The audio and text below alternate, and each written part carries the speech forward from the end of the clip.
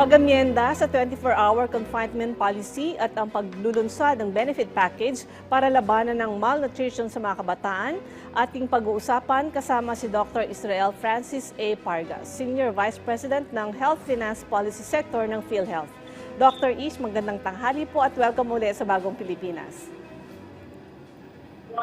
Magandang tanghali, Ate Kweng. Magandang tanghali din po sa ating lahat ng tagapakinig at tagapanood.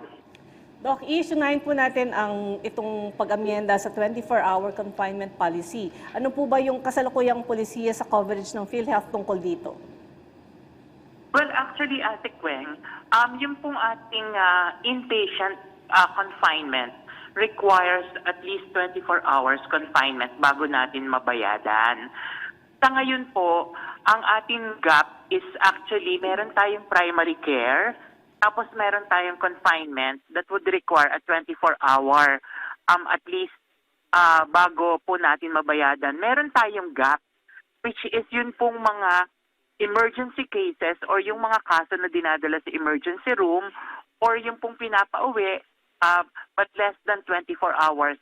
Yun po yung hindi natin nababayadan. So ngayon po, yan ay ginagawa natin ng beneficio or benefit package.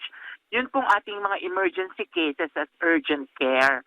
So yun po yun actually, and because of that, mababayadan na po natin yung mga konsultasyon or check-up or less than 24 hours confinement sa isang emergency room po or sa isang ospital. Dahil po dito sa ginagawa natin ito, ay titingnan din natin kung kailangan nating amyendahan pa yung ating 24-hour confinement rule. But again, ang ginagawa po natin ngayon is the benefit package for emergency and urgent care. Okay, so Doc Ish, sininya po ito, no? Ibig sabihin nito, i-cover na po ng PhilHealth ang mga emergency outpatient services, no? So Yes, Miss Ninia. only if you go to the ginagawa ER. natin ito kasi sa ngayon, yun ang ating gap. Yun ang ating gap kasi na wala tayong benepisyo. Yung mga pasyente na dinadala sa ER, tapos mapauwiin ulit at hindi mako-confine, wala tayong benepisyo sa kasalukuyan nun. So ngayon, ginagawa na rin natin siya, and of course, aligning it with the Universal Healthcare Law na dapat meron din tayong emergency care package. Yes, yes. So, okay, gusto ko lang follow up lang dito, no, Doc Ish. So, yung mga nagpapa-check up, hindi pa rin covered yung pinapauwi na hindi naman emergency, kunyari, nagpunta lang sa doktor, hindi po kasama dito. Kailangan mo mapunta ka sa ER at kahit less than 24 hours, let's say 2 oras ka lang sa ER, covered na po ito ng PhilHealth na dati hindi. Yes, Miss Ninya. Actually kasi, sa ngayon, meron tayong tinatawag na primary care package or yun pong konsulta na hindi kailangang pumunta ang ating mga pasyente or ang ating mga miyembro sa ospital para lang magpa-check up. Rather, they should go to the konsulta or primary care provider kasi libre po yung mga konsultasyon doon. Libre din yung laboratorio at libre din po yung ilang gamot, yung 21 drugs na ngayon ay magiging 53 drugs na. Hindi na kailangan pumunta sila sa ospital or emergency room para lang magpa-check up. So, meron din po tayo sanang gano'n na change in health-seeking behavior na kung kailangan lang natin ng konsultasyon, hindi natin kailangan pumunta sa emergency room. So Doc Ish, ito po, paglilinaw lang, sakaling matapos na ang bagong policy hinggil sa 24-hour confinement, ibig sabihin po ba nito, hindi na kinakailangan pang magpa-admit ng 24 hours ang pasyente bago makover ang PhilHealth? Lalo na po yung mga dinadala ng gabi, madaling araw, paano nga po kung halimbawang 2-3 oras lang siya sa ER, mapafacilitate po ba yung PhilHealth benefit nila? Yes po ma'am.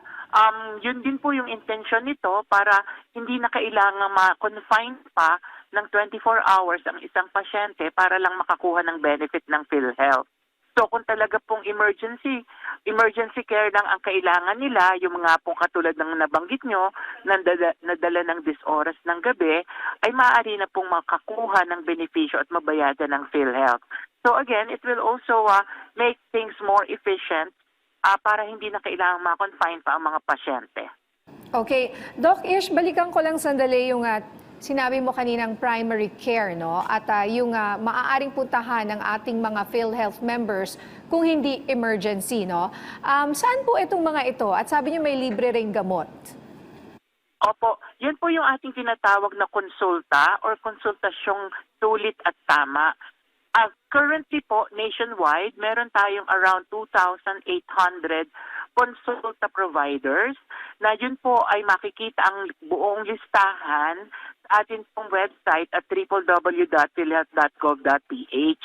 Pwede po kayong pumili doon kung saan mas convenient sa inyo na magpa-register sa isang konsulta provider. At yun pong inyong konsulta provider na mapipili, sila po ang mag-aalaga sa inyo. Meron po itong libreng konsultasyon, meron pong 15 libreng diagnostics or laboratories, including po yung mga CBC, ECG, yun pong ating fasting blood sugar, X-ray, pati po mammography and breast and ultrasound ay kasama na rin dito. At meron din po itong libreng gamot. Sa ngayon po ay 21 drugs na libre. Pero bago po matapos ang taon, magiging 53 drugs na libre ito. At ito ay makukuha ng ating mga miyembro kung saan po sila naka-register na consulta provider.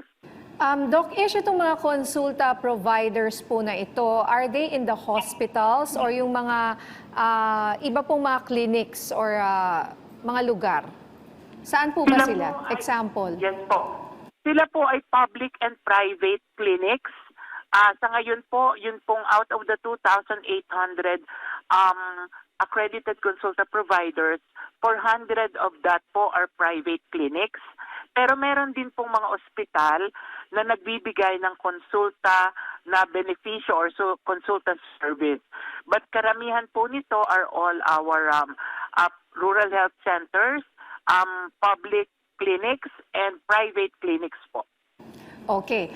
Balikan natin yung ER na pwede nang libre na babayaran ng PhilHealth, ano? Tulad po ng pahayag nyo kanina, gagawa na raw po kayo ng draft ng panibagong polisiya para dito. Kailan naman po inaasahan matatapos ito at kailan po inaasahang mapapatupad itong bagong polisiya na ito? Ang inaasahan po natin na bago matapos ng taon ay mailabas na natin ang polisiya na ito, and hopefully sa simula po ng taon ng 2025 ay atin na pong maipatupad ito. Doc Ish, sa ibang usapin naman po, inilunsad po ng PhilHealth ang outpatient therapeutic care for severe acute malnutrition. Ano po ang detalye tungkol dito? Yes, Ate Kweng. We just recently launched po yung ating tinatawag na outpatient therapeutic package for severe acute malnutrition.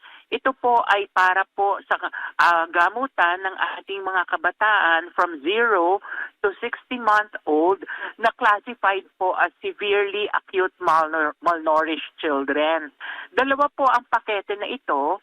Yung una po na magko-cover pagka po 0 months to 6-month-old child na severely acute malnourished ay meron po tayong benepisyo na 7,500, and yun naman pong from 6 months to 60 months old na bata na severely acute malnourished ay meron pong 17,500 na benefit package. Included po sa mga serbisyo nito would be assessment, counseling, mga drugs and medicines po, including ready-to-use therapeutic foods, pati po ang mga follow-up ng ating healthcare workers to make sure po na yung ating mga pasyente would really have an improvement with regard to their health status. Sa ngayon po, ito ay ibinibigay sa ating mga accredited rural health centers or units, sa mga MHO offices po, city health offices, and provincial health offices. Okay, paano naman po yung availment nitong outpatient therapeutic care package po na ito, Doc Ish? Lahat po ng mga kabataan na magpupunta sa ating accredited rural health centers or rural health units ay i-assess po ng ating mga health workers at kung sila po ay magiging makikita na severely acute, ay i-enroll po dito para makakuha ng benepisyo ng ating outpatient therapeutic package. Okay. Maraming salamat po sa inyong oras, Dr. Israel Francis A. Parga, Senior Vice President ng Health Finance Policy Sector ng PhilHealth.